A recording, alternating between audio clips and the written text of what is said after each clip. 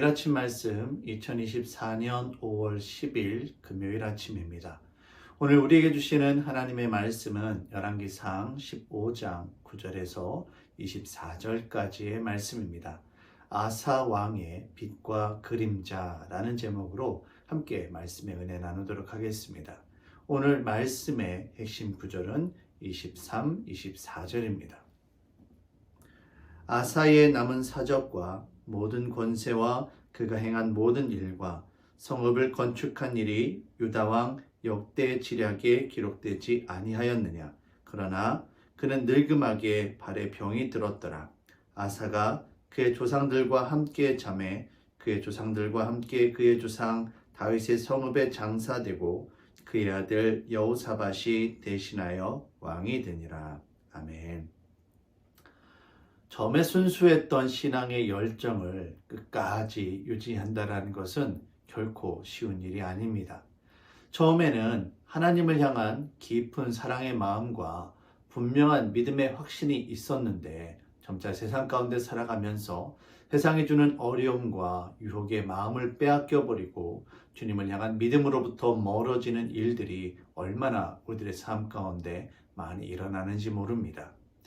아비암의 뒤를 이어 유다의 왕이 된 아사는 왕위에 오른 직후에는 여호와 하나님 앞에 온전한 믿음으로 나라를 세우기 위해 많은 노력을 다합니다.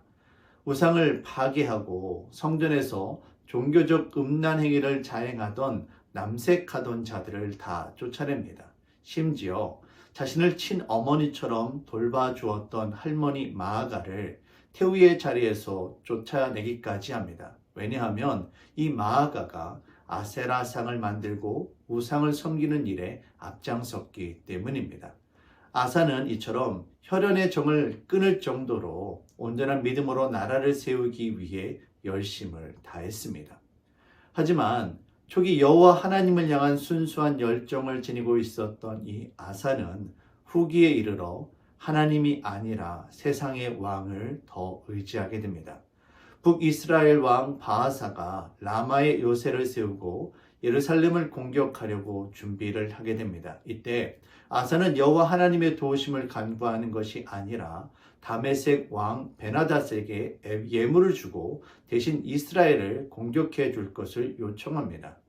역대하 17장의 말씀을 보시면 하나님의 선지자 하나니가 여호와 하나님이 아니라 이방 나라 다메섹 벤하닷을 왜 의지하느냐고 책망하자 아사는 이와 같은 경고의 메시지를 듣고 회개하기는커녕 오히려 반대로 하나님의 사자 하나니를 옥에 가두게 됩니다.